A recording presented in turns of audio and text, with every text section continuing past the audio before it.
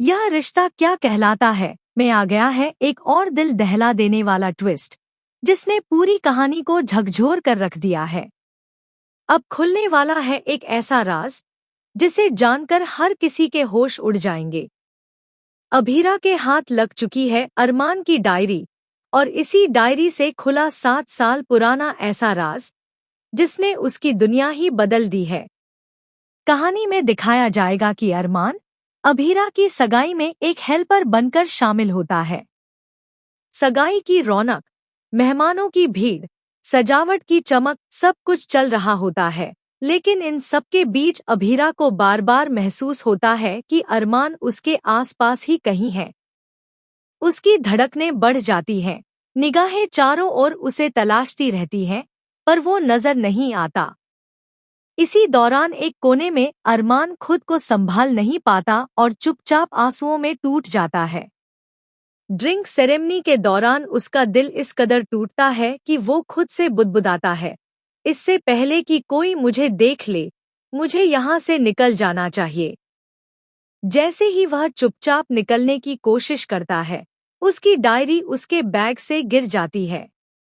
किसी को पता नहीं चलता और यह डायरी सीधे अभीरा के बेड में पहुंच जाती है।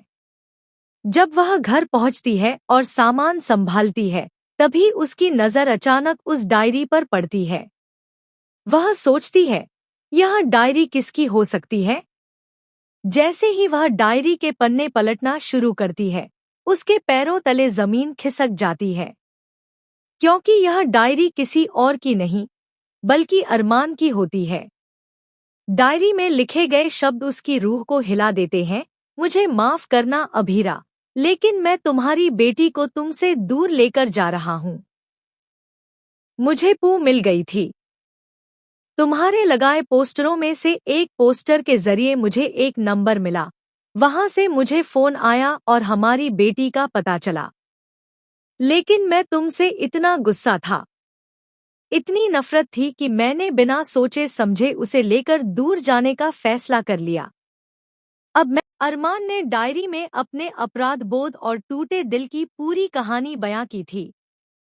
उसने लिखा, अब जब मुझे एहसास हुआ कि मैंने तुम्हारे साथ कितना गलत किया, तो भी मैं तुम्हें सच नहीं बता सकता, क्योंकि तुम मुझ जैसे इंसान से कहीं बेहतर इंसान डिजर्व करती हो। हाँ, आज भी मैं तुमसे बेपनाह मोहब्बत करता हूँ, लेकिन अब तुम्हारी जिंदगी और बर्बाद नहीं करूँगा। डायरी के हर शब्द, हर लाइन अभीरा को अंदर तक तोड़ देती है। उसे विश्वास नहीं होता कि अरमान इतने सालों तक उसके दिल के इतने करीब रहकर इतना बड़ा सच छुपाए बैठा था। उसे याद आता है वो पल जब अरमान कुछ कहना चाहता था, लेकिन दादी सा ने बात को बीच में ही रोक दिया था। अब सारे टुकड़े जुड़ने लगते हैं। अभीरा का दिल बेकाबू हो जाता है और वह गेस्ट हाउस की ओर दौड़ती है, जहां अरमान ठहरा होता है।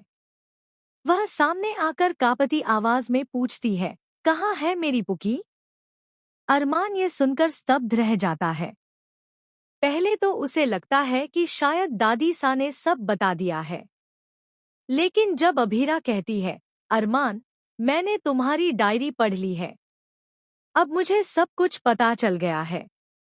अब बताओ, तुमने मेरी बेटी को कहाँ छुपा रखा है?